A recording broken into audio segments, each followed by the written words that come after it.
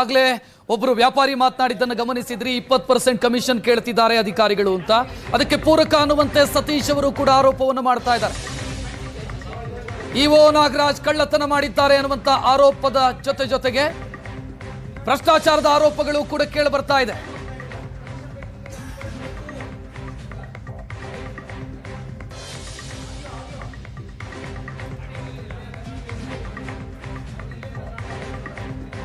ಚಿನ್ನದ ನೆಕ್ಲೆಸ್ ಅನ್ನ ಅಧಿಕಾರಿಯೊಬ್ಬರು ಕದ್ದಿದ್ದಾರೆ ಅನ್ನುವಂತ ಆರೋಪದ ಜೊತೆಗೆ ಭ್ರಷ್ಟಾಚಾರದ ಆರೋಪಗಳು ಕೂಡ, ಕಳ್ಳತನದ ಜೊತೆಗೆ ಭ್ರಷ್ಟಾಚಾರದ ಆರೋಪ ಕೂಡ ಕೇಳಿ ಬರ್ತಿದೆ.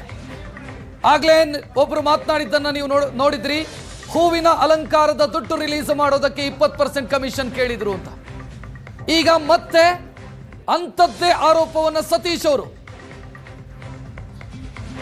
ನಿಕಟಪೂರ್ವ ಅಧ್ಯಕ್ಷರು, 20% ಕಮಿಷನ್ ಕೇಳ್ತಿದ್ದಾರೆ. 10 ಲಕ್ಷಕ್ಕೆ 2 ಲಕ್ಷ ಕಮಿಷನ್ ಕೊಡಬೇಕು. ಮಾಜಿ ಅಧ್ಯಕ್ಷ ಸತೀಶ್ ಅವರು ಈ ಗಂಭೀರ ಆರೋಪವನ್ನು ಮಾಡ್ತಿದ್ದಾರೆ. ಸರ್ಕಾರ ರಿಲೀಸ್ ಮಾಡಿರುವಂತ ದುಡ್ಡು ಸುಮಾರು 1.5 ಕೋಟಿ, ಸರ್ಕಾರ ಮತ್ತು ಜಿಬಿಎ. ಇದರಲ್ಲಿ ಹೂವಿನ ಅಲಂಕಾರ, ಲೈಟಿಂಗ್ಸು, ಇತರೆ ಖರ್ಚು ಇದೆಲ್ಲ ಬರುತ್ತೆ. ಆದ್ರೆ ಆ ದುಡ್ಡು ರಿಲೀಸ್ ಆಗಬೇಕು ಅಂತಾದ್ರೆ 20% ಕಮಿಷನ್ ಅಧಿಕಾರಿಗಳು ಕೇಳ್ತಿದ್ದಾರೆ. 1.5 ಕೋಟಿ ರೂಪಾಯಿ ಜಿಬಿಎ ಮತ್ತು ಸರ್ಕಾರ ರಿಲೀಸ್ ಮಾಡಿತ್ತು ಕರಗಕ್ಕೆ ಅಂತ. ಆದ್ರೆ 40 ಲಕ್ಷ ಮಾತ್ರ ಖರ್ಚಾಗಿದೆ. ಉಳಿದ ದುಡ್ಡು ಎಲ್ಲಿ ಹೋಯಿತು, ಏನಾಯಿತು ಅಂತ 6 ಅಧಿಕಾರಿಗಳ ಹೆಸರನ್ನ ಉಲ್ಲೇಖಿಸಿ ಸತೀಶ್ ಅವರು ಆರೋಪಿಸ್ತಾ ಇದ್ದಾರೆ. 20% ಕಮಿಷನ್ನು, ಕಳ್ಳತನ, ಇದರಲ್ಲೆಲ್ಲ ಧಾರ್ಮಿಕ ದತ್ತಿ ಇಲಾಖೆ ಅಧಿಕಾರಿಗಳು ಭಾಗಿಯಾಗಿದ್ದಾರೆ.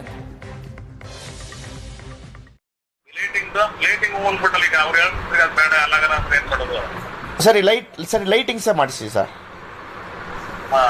ಲೈಟಿಂಗ್ಸು ಹೂವ, ಇದು ಹಾರ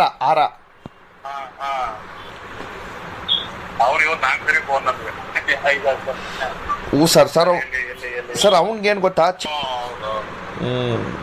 ಅದ್ರಲ್ಲಿ ಈಗ ನಾವು ಕೊಡೋದು ಒಂದ್ ಕಡೆ, ಇನ್ನೊಂದ್ ಕಡೆ ಸ್ನೇಹ ಮಾಡಿ ಆರೋಪ ಸಂಬಂಧಕ್ಕೆ ನಾವು ರಿಡಕ್ಷನ್ ಮಾಡಿದ್ವಿ ಅಂತ ಹೇಳ್ಬೇಕು. ಅದಕ್ಕೆ ಹೇಳೋದು. ಹೌದು ಸರಿ. ಈಗ ಹೂನಾರದ್ದು ಜಾಸ್ತಿ ಪೆಂಡಿಂಗ್ ಇದೆ ಸರ್. ಹೂನಾರದ್ದು 11.5 ಲಕ್ಷ ಏನೋ ಪೆಂಡಿಂಗ್ ಇದೆ. ಹೂನಾರದಲ್ಲಿ ಮಾಡಿಸ್ಕೊಟ್ರೆ ನಾನು ನಾಳೆನೇ AC ಅವ್ರಿಗೆ 2 ಲಕ್ಷ ಡ್ರಾ ಮಾಡಿಸ್ಕೊಡ್ತೀನಿ.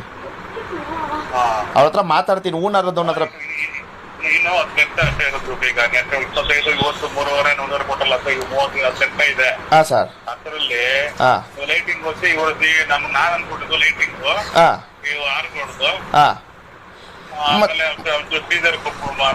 ಸರ್ ಹೂನಾರದವನಿಗೆ ಒಂದು 6 ಲಕ್ಷ ಕೊಡ್ಸಿ ಸರ್. ಹೂನಾರದವನಿಗೆ ರವಿಚಂದ್ರನ್ಗೆ.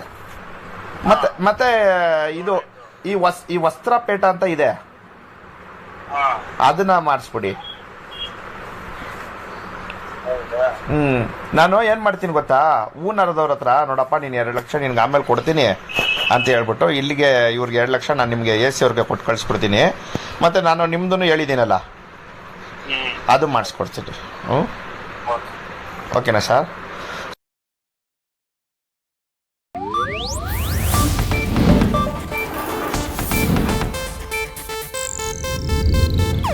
ಇದು ಏಷ್ಯಾನೆಟ್ ನ್ಯೂಸ್ ನೆಟ್ವರ್ಕ್ ಪ್ರಸ್ತುತಿ.